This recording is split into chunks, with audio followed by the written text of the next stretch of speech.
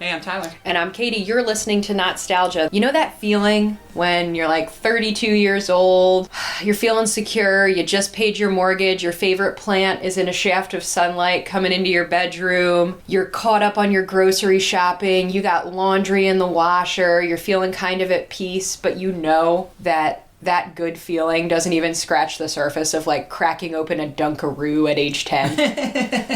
That's this podcast. Nothing you can do will ever compare. You'll be chasing that dragon for the rest of your life, know. Kate. And that's why this podcast exists. Kate, here's the opposite for you of that feeling. These three men on, once again, Katie's choice board. This is like the choice board from hell. Pee-wee, Weird Al, Jim Carrey. All right, well, Weird Al's out. We already watched Watched it. UHF. Oh, so anybody just tuning into this episode because of the title, which we don't know what the title's going to be yet, but you do because you picked it and are listening. Our UHF episode a couple weeks ago, I gave Katie choices between these three men, and she picked Weird Al begrudgingly. So, Kate, Pee-wee or Jim Carrey? I'll always pick Pee-wee over Jim Carrey. You always pick a registered sex offender over... An anti-vaxxer? Yeah. Yeah. Did he apologize for that? I think they're divorced. Him and Jenny McCarthy are divorced. Not to say that she's the mastermind. He's definitely guilty. Let's see. Well, Kate, that means we are going to watch.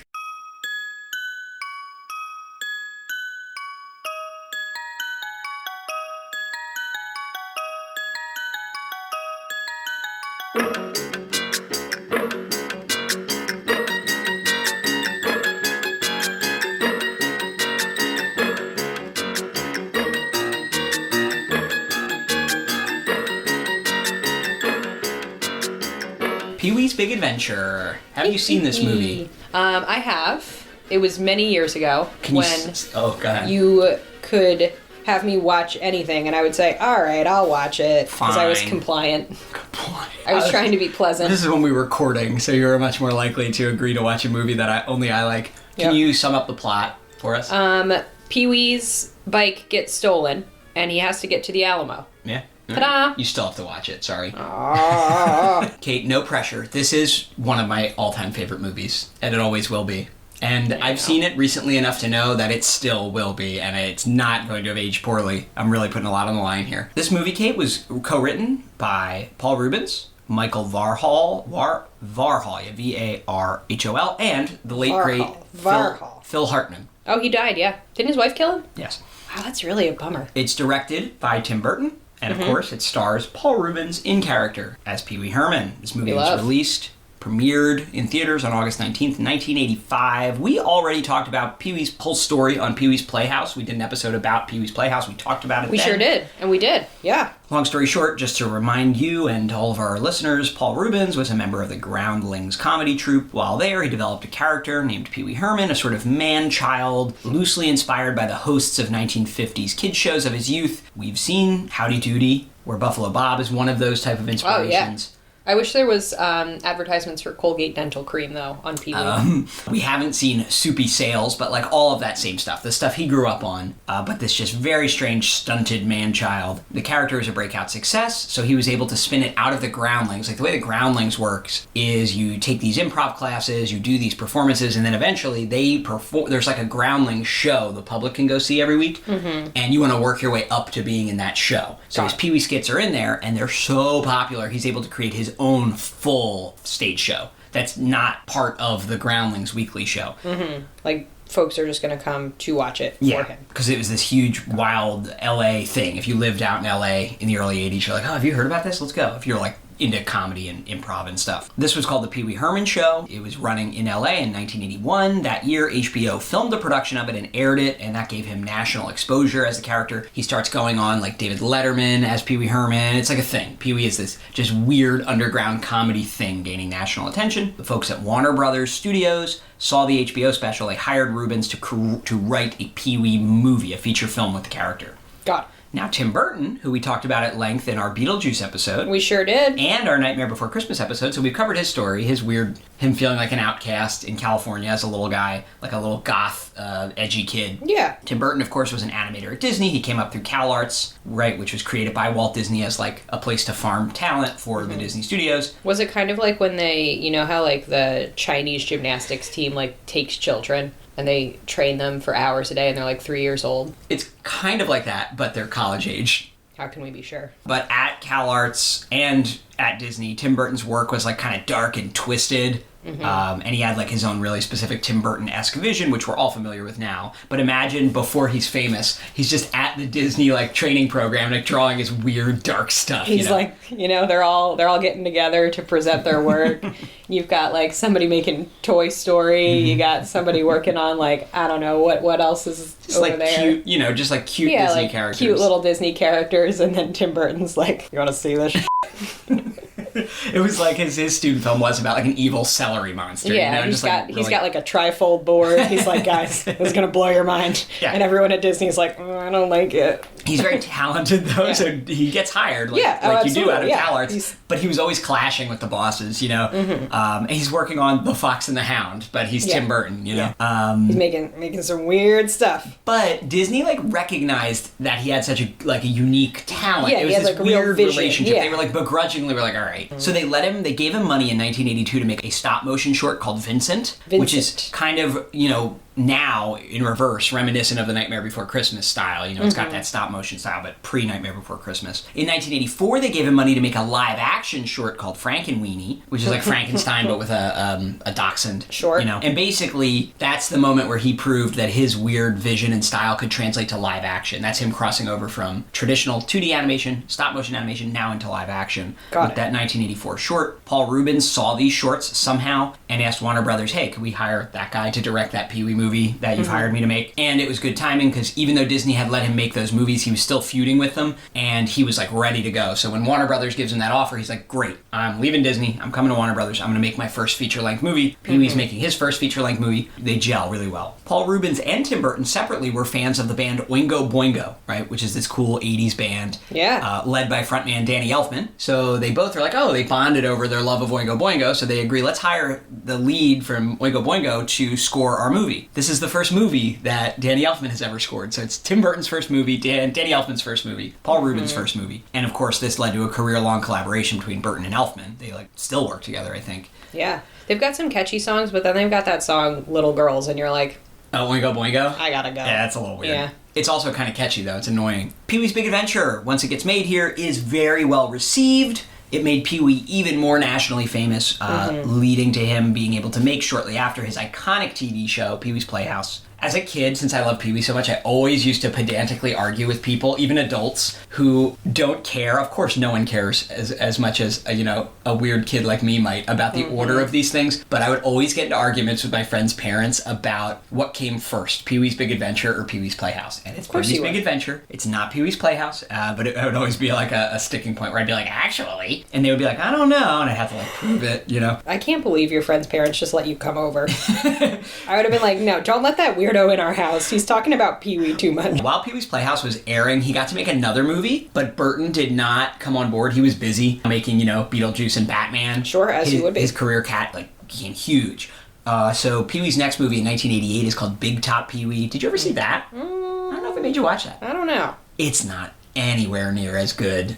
I don't like it as much. It's a shame. It's what prevents Pee-wee. I mean, there's another big thing that prevents him from having a long and good career throughout the 90s and 2000s. But another big one. Big Top Pee-wee certainly didn't help. Well, I'm sure we'll get to it on this show someday, but... I'm just checking in here. We're blaming Big Top Pee-wee for the fact that Paul Rubens... Went away for a while. Went away. Went to career jail for a while. Went to a farm. He's resting.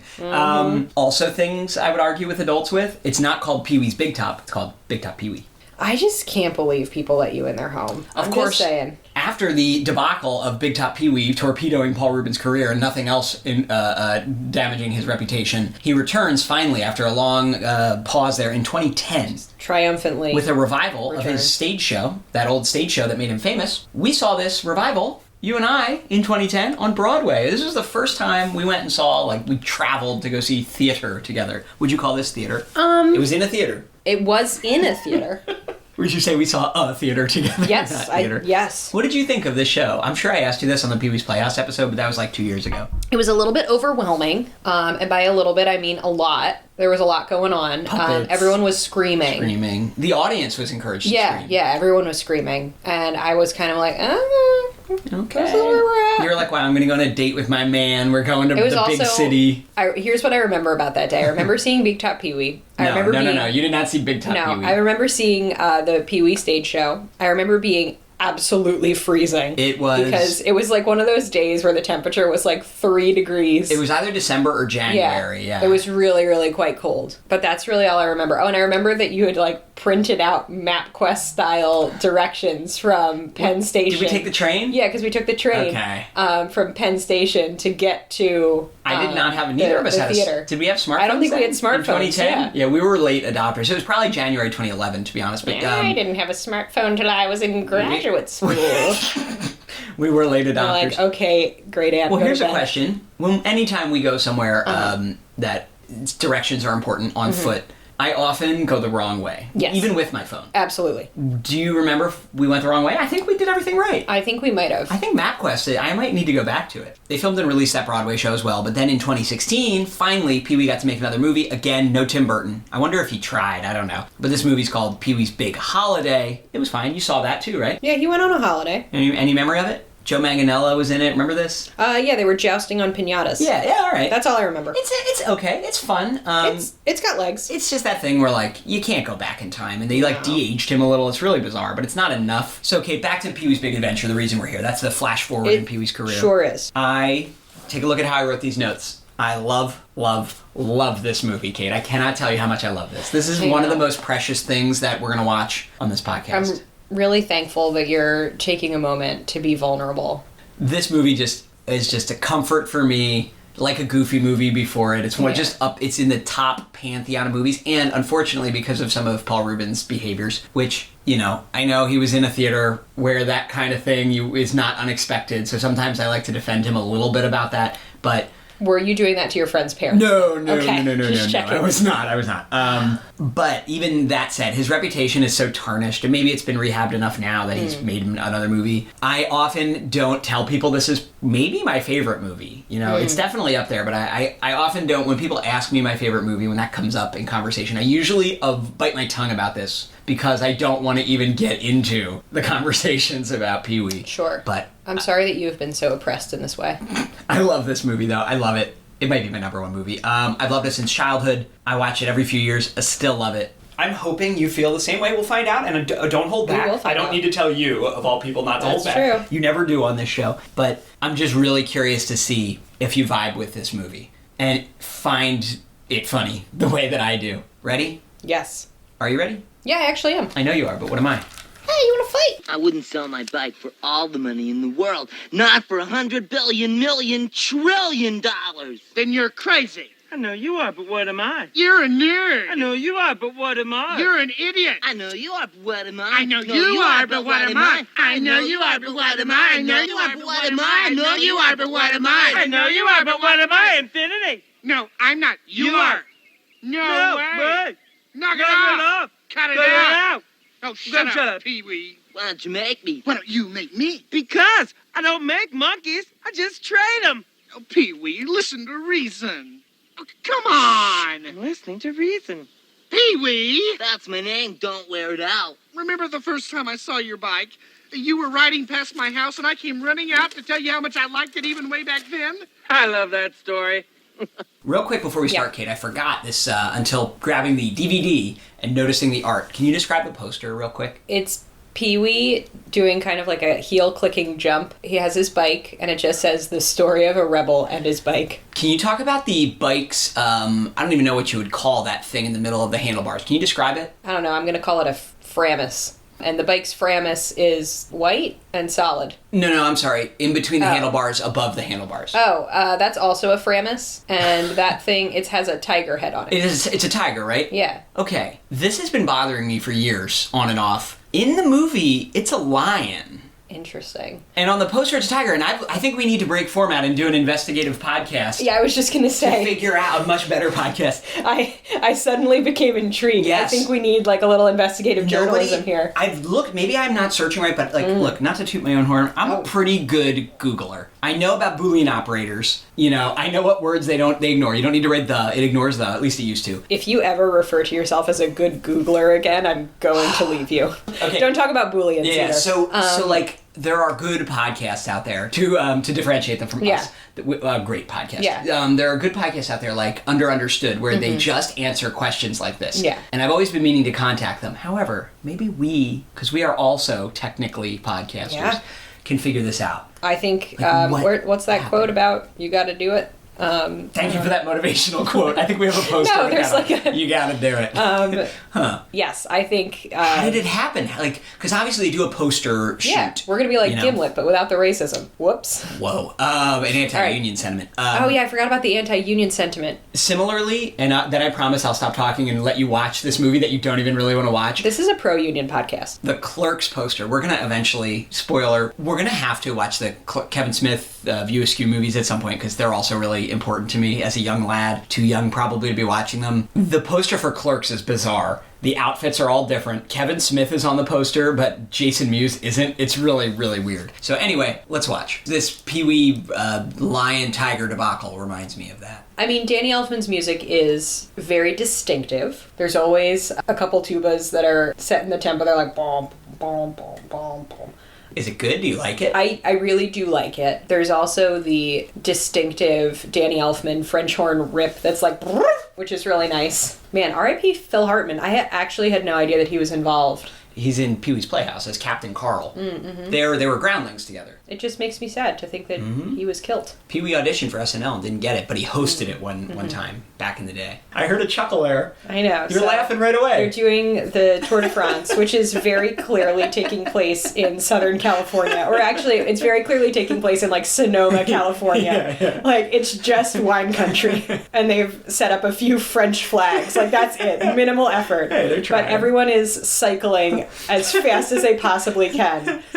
Professional cyclists, like from Italy and Denmark and Belgium and France. And then Pee-wee has lapped them all. He just comes zooming by, dressed as Pee-wee, no helmet, no gear. So I've never really understood this. Is Pee-wee supposed to be a man, or is he supposed to be a child? Well, here's a clue. This is his home. In a world where it's not Pee-wee's Playhouse, it's just like a wild house. There's Howdy Doody. But is he supposed to be a man, or is he a child? Well, he lives alone in this house. They don't really answer that. In the newest movie, he has a job, right? He's like at a soda fountain, but he doesn't appear to work. You know what? I want Pee-wee's life. Yeah, he lives in this... He doesn't work. He lives by himself. He lives in this house, which is what our house would probably look like if I was like a weird bachelor. No one bothers him. He just plays with toys as he wakes up. But it's like, look at his Mr. Potato Head. It's like a 1960s Mr. Potato Head. Yeah. He's got a fireman's pole. Oh, I used to love this as a kid. Look, he goes down the pole and then his dress... Fully dressed. Changes from PJs to his suit. What do you think of his little dog, Speck? Oh, I really do like Speck. I guess it's supposed to be like Spot, but it kind of reminds me of like ham. Ham? Speck is a type of ham. Oh. This is something I remember about this movie, that his whole house is like a Rube Goldberg machine. His breakfast apparatus, yeah. With the best song in the movie. Not gonna lie, it seems out of character for me, but I do kind of like a Rube Goldberg machine. You know? Yeah, but weren't you in Odyssey of the Mind as a child? It seems like much more in character for you. Yeah, to like this kind of stuff. This is kind of how your brain works, I think. Like if we were to take an x-ray of your brain, we would just see a Rube Goldberg device. I always love that little like garden thing, that little like cherub that dumps pancake batter into the pan. Yeah, baby, that's your thought process. Like, look, there's a fish tank outside his window. You know, though, I don't know if this was intentional, but showing you this movie when we were newly dating, this movie I think is like a test for me of people's like interest and sense of humor. Because if you can make it past this opening where Pee-wee is in the bathroom brushing his teeth with a giant huge toothbrush, putting scotch tape all on his face, if you can get through that without being like, this is stupid, I'm not watching this, then I know that we have something in common. Yeah, I actually do love this little pup. Speck is really cute. Yeah. Like, truthfully, there's nothing that makes me like laugh and smile more humor-wise in movies than this, and I've never seen anything else like it. It's just so bizarre. Like, why is he putting tape on his face in the bathroom? What do you think Paul Rubens is like in real life? Do you think he's like nice? I've seen him give interviews. He's pretty laid back. Yeah. I feel like in order to create this character, like you almost have to be laid back. You know what I mean? He got on the scale, he weighs 98 pounds. You know what's interesting is that Pee-wee has barely spoken a single word in this opening. Yeah, he said hi to Speck. That's it. You're right. Now he's talking to his breakfast. Paul Rubens looks pretty youthful here. He's what, like in his... He might late be 30, 30s? maybe 30. Okay, so He's young. He's in his 30s here, but we've seen the movie from 2016. and it looks like he has binder clips He holding does. his He does. skin back. No, that's true. You know? Really, not binder clips, but they tape his neck skin back. Yeah. He's admitted that. And they youth his face up with the and computer. it's hard to be a man-child when you're in your Yes. 60s, you know? It's silly here, but right, it's a little harder to watch. Okay, Paul Rubens was born in 1952, so he would be 30, you're right, 32, 33 here. He's our age. Help. Wow, this is what he was doing. All right, I don't feel so bad about my immaturity. Look at his So lawn. Pee-wee has his own home. Like, Yeah, he's in a homeowner. theory, he's a man? Yeah, he's an adult. Uh-huh. I don't know how he owns his home. You know what I've never considered before? Here's my new theory. Maybe it's like a Grey Garden situation. Maybe he's inherited some wealth. He's never had to work, and this is just how he lives. I really like the read of Pee-wee as Grey Gardens.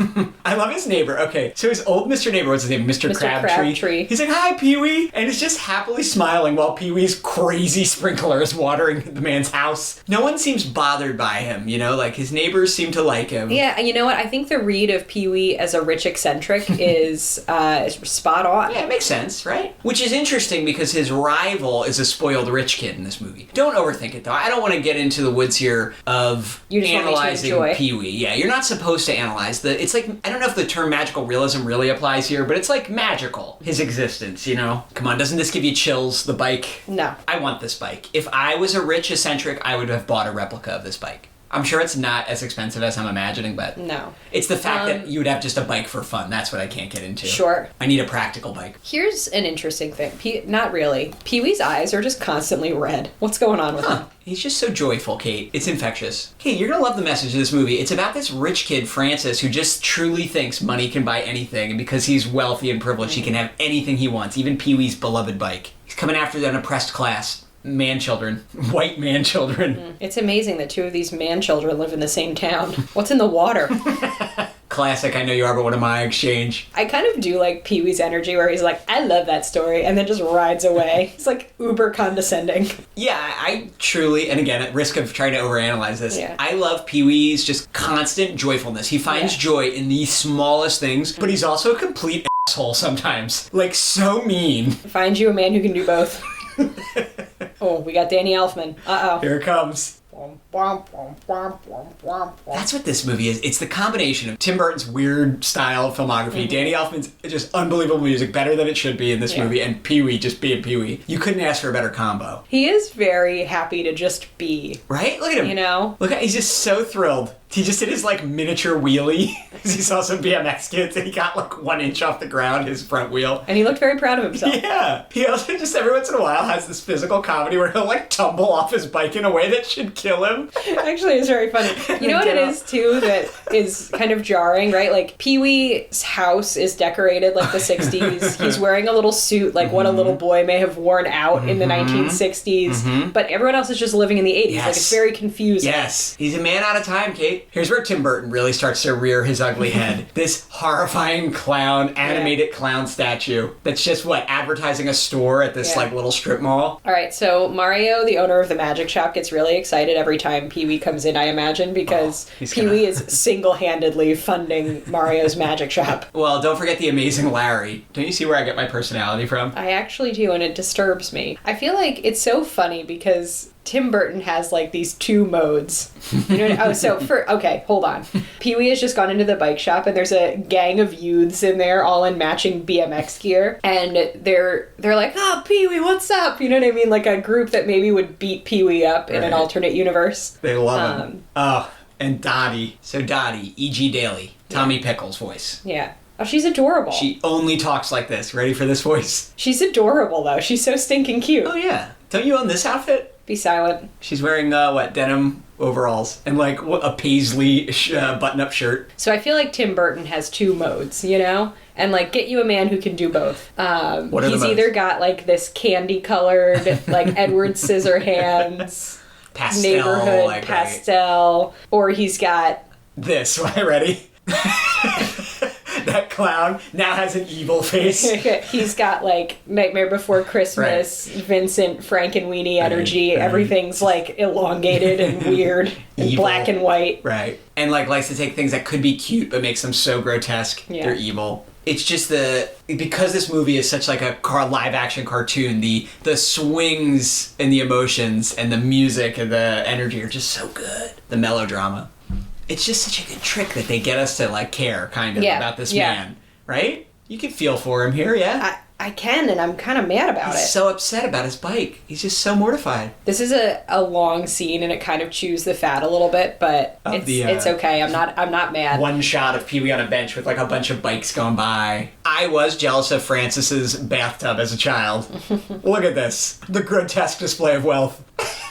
God, it's like the Roys from Succession live here. Just the way that Pee-wee like swan dives into the bathtub is amazing. Is Pee-wee supposed to look a little bit like a ventriloquist dummy? He is like scorched earth, which I really like. Pee-wee doesn't give a shit about your life or your livelihood. I mean, look, if Francis hadn't stolen his bike, none of this would have happened. If you cross Pee-wee, it's over. Oh, look. So, I never quite understood. Francis's gum creates like a black goo that comes out of your mouth. Mr. Buxton's does not. Is it like spicy, do you think? Maybe. He's just screaming. I really like his hobo's bindle that he has. I haven't smiled this much for so long since our wedding day. You are really ambiently smiling a lot. This is the only time that I'm okay with a white man taking the law into his own hands. Pee-wee going around the cops to find his bike. Have you considered that this movie has very Goofy movie energy? Or does the Goofy movie have very Pee-wee energy? I mean, they're road trip movies with absurd premises. Actually, the Goofy movie's much more grounded than this. I can accept the car falling off a cliff in this and parachuting down more than I can accept it in the actual cartoon, the Goofy movie. So now we have this weird little animated piece where Pee-wee's eyes are just looking around in the pitch dark.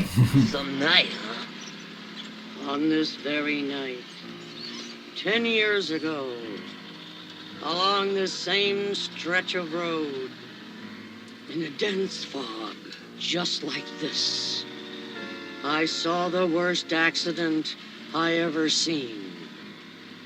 There was this sound, like a garbage truck dropped off the Empire State Building.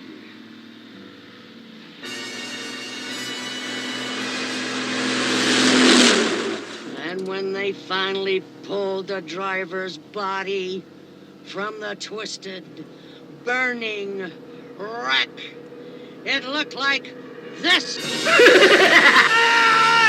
This is the part that gave every kid in the 80s nightmares. For some reason, when I saw it, obviously later, I wasn't born yet when this came out, but when I saw it, this did not really bother me. The insane claymation transformation. Just for 1 second, too. Yes. The tonal shifts in this movie are absolutely wild, but for some reason, not jarring. You know what I mean? Mm-hmm. I think it's part of why it's so good, because they will take it deadly serious for a minute. I wonder if this ever was a real thing, this trope of paying for your diner meal by washing dishes. This is giving me very Twin Peaks vibes right here. Yeah. Right? Pee-wee and Simone in the dinosaur watching the sunrise. Yeah. Like they're talking about dreams, which feels very David Lynch. There's weird music in the background. Yeah. Not like Twin Peaks. What's Twin Peaks music? What would that be right now?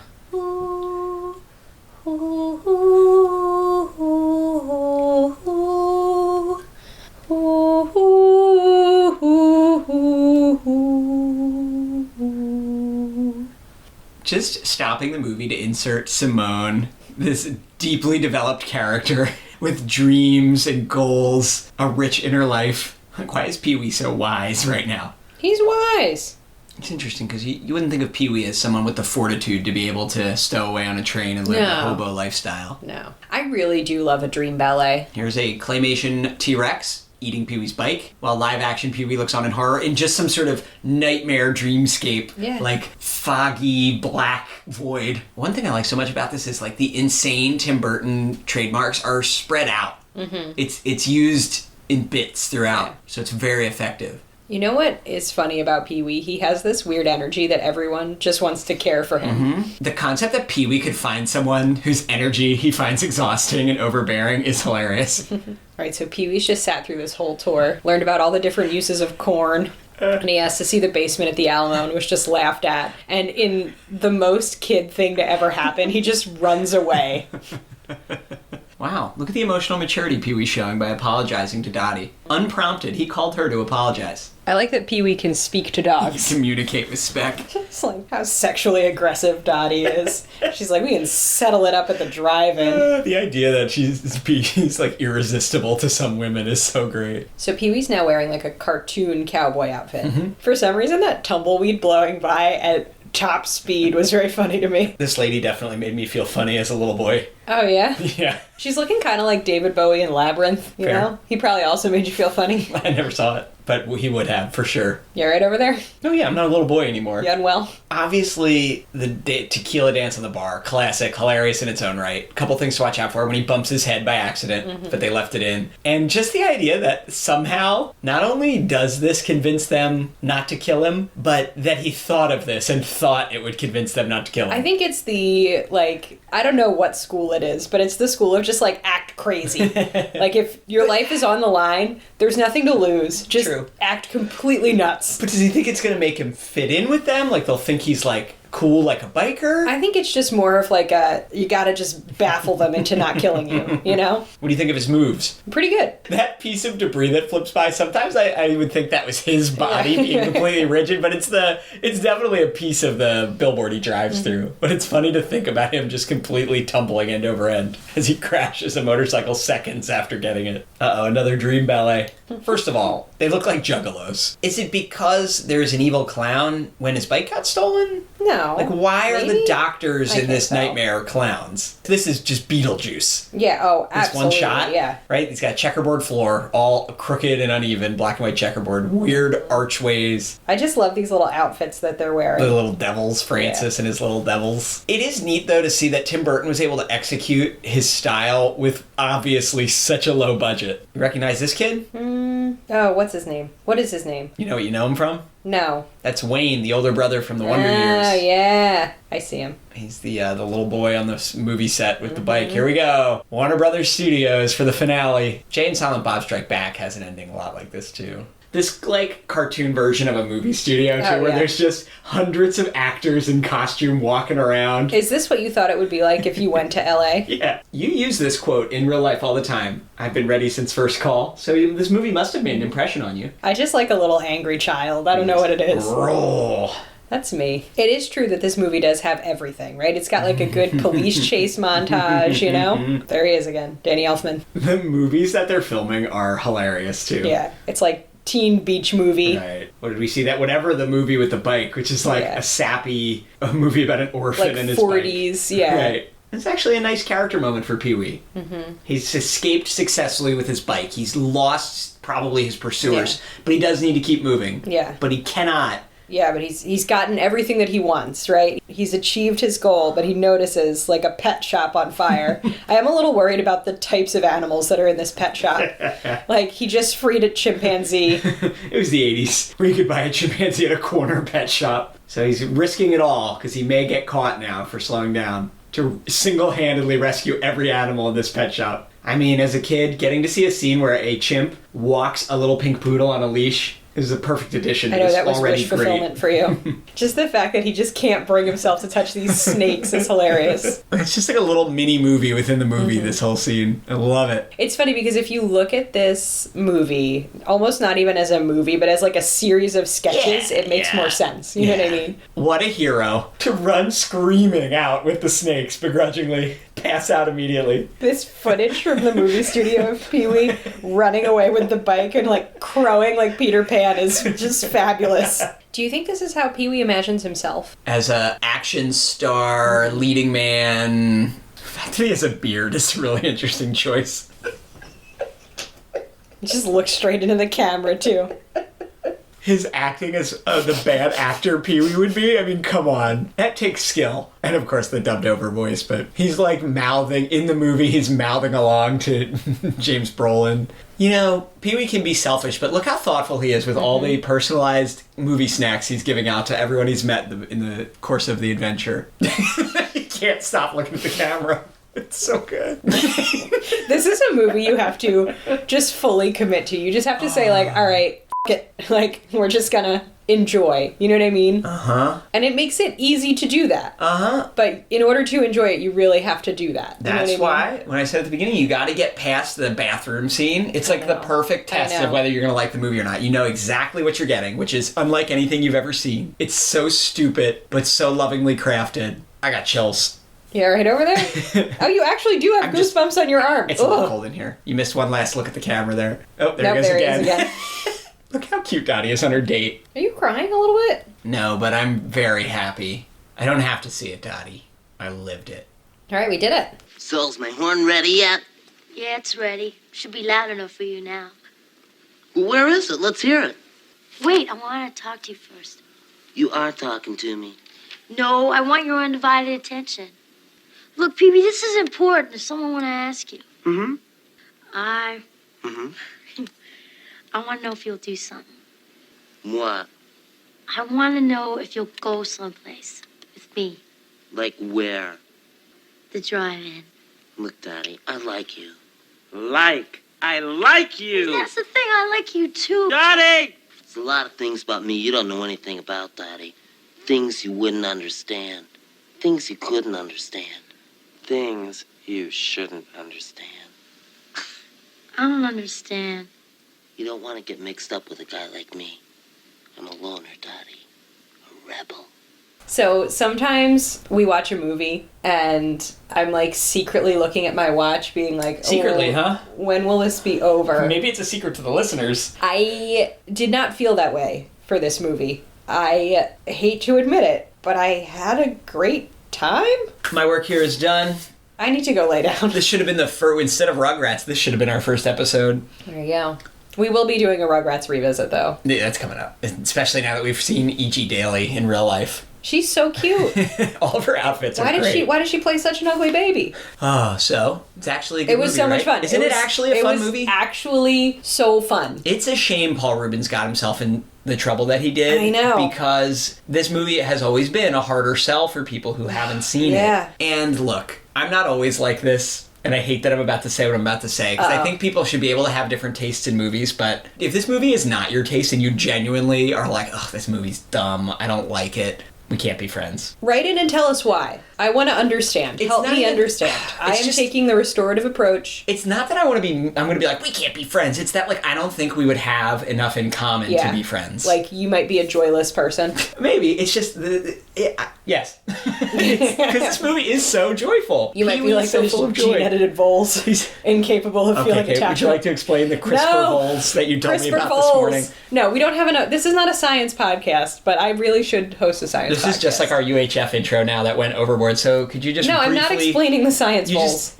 I'll explain it then, because someone's going to listen and be like, what? I'm not. We don't even have to include this the part about the It voles. was just that they've done gene editing on voles to remove their serotonin receptors to see... Oxytocin. Oh, I'm sorry, their oxytocin receptors to see if they wouldn't pair bond in the absence of oxytocin, but they still pair bonded. And now the scientists are like, well, I don't know why they pair bond. They're shocked. Was that a correct That was actually pretty good. I like the part where you go, well, I don't know why they did. It's because I listened to you. That was good. I had a fun time. Joyful. I had a great time. My oxytocin. No, this would be my serotonin. Yes. I'm having oxytocin because we're pair bonding while watching this. Let's hold hands. Oh. That's nice. And I'm having serotonin because this movie just lit up all the pleasure centers of my brain. Yeah. Pee-wee's funny. I'll say it. Pee-wee's funny. Pee-wee is hilarious. His behavior in real life should not impact your ability to watch this movie. And I'll say it, he's never made anything as good as this movie ever again. Dang. Pee-wee's Playhouse is great. It's not as good as this movie. It's just so good. I'm sorry that the next thing we do with Pee-wee will have to be Big Top Pee-wee. I'm so sorry because it's funny in its way, but you'll just never get these highs. Yeah. Because they did something totally different, which I respect. Just like Pee-wee's Playhouse is totally different than this.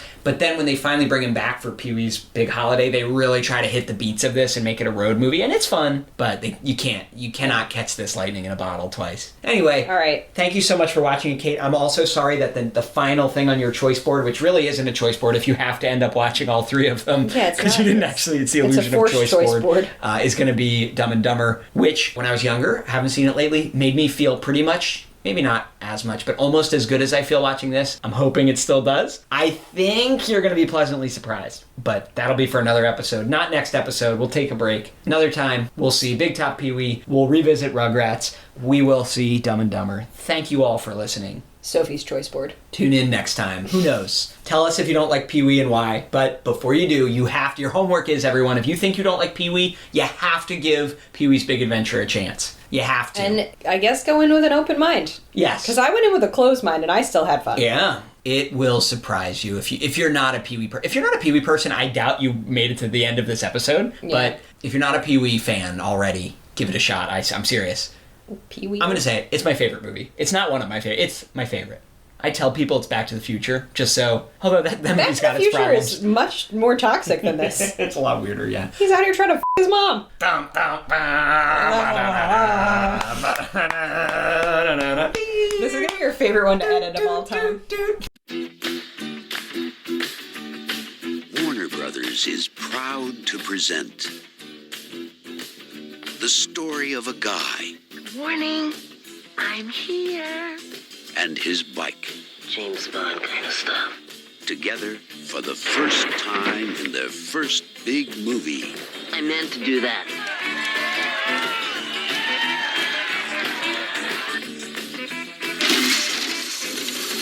I say we kill it. I say we let him go.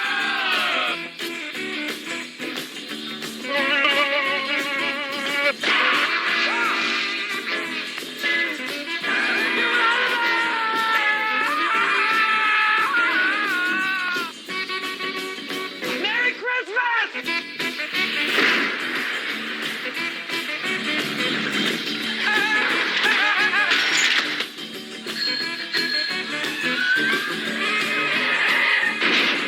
Pee Wee Herman is Pee Wee Herman. Hello!